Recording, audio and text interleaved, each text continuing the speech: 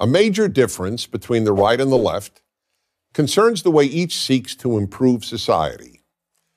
Conservatives believe that the way to a better society is almost always through the moral improvement of the individual, by each person doing battle with his or her own weaknesses and flaws. It is true that in violent and evil societies, such as fascist, communist, or Islamist tyrannies, the individual must be preoccupied with battling outside forces. Almost everywhere else, though, certainly in a free and decent country such as America, the greatest battle of the individual must be with inner forces, that is, with his or her moral failings. The left, on the other hand, believes that the way to a better society is almost always through doing battle with society's moral failings. Thus, in America, the left concentrates its efforts on combating sexism, racism, intolerance, xenophobia, homophobia, Islamophobia, and the many other evils that the left believes permeate American society. One important consequence of this left-right distinction is that those on the left are far more preoccupied with politics than those on the right. Since the left is so much more interested in fixing society than in fixing the individual, politics inevitably becomes the vehicle for societal improvement. That's why whenever the term activist is used, we almost always assume that the term refers to someone on the left. Another consequence of this left-right difference is that since conservatives believe society is changed one person at a time, they accept that change happens gradually. This isn't fast enough for the left, which is always and everywhere focused on social revolution. An excellent example of this was a statement by the then presidential candidate Barack Obama just days before his first election in 2008.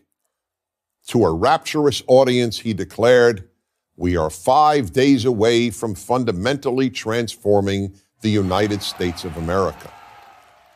Conservatives not only have no interest in fundamentally transforming the United States of America, they are strongly opposed to doing so.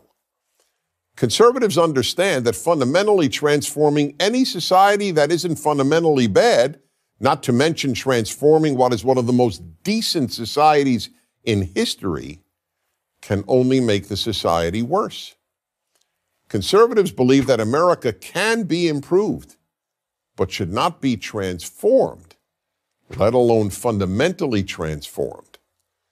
The founders of the United States recognized that the transformation that every generation must work on is the moral transformation of each citizen.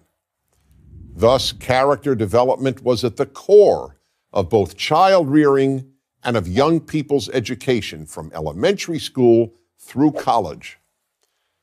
As John Adams, the second president, said, "Our Constitution was made only for a moral and religious people.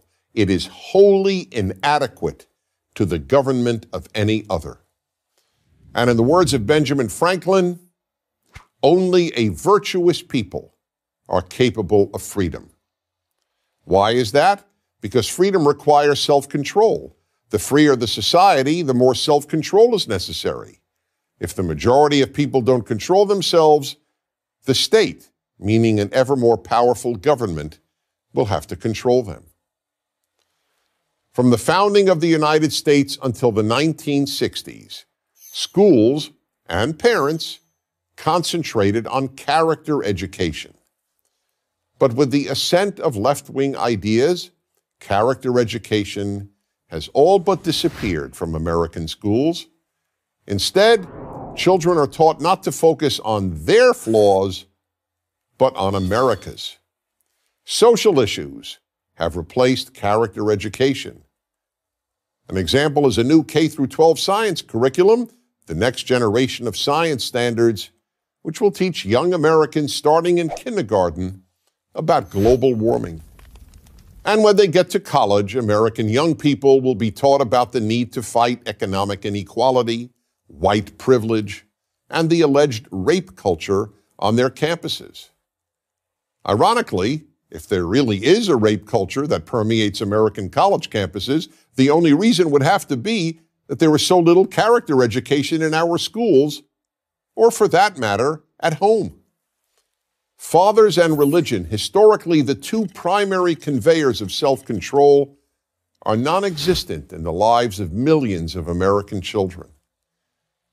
We are now producing vast numbers of Americans who are passionate about fixing America while doing next to nothing about fixing their own character.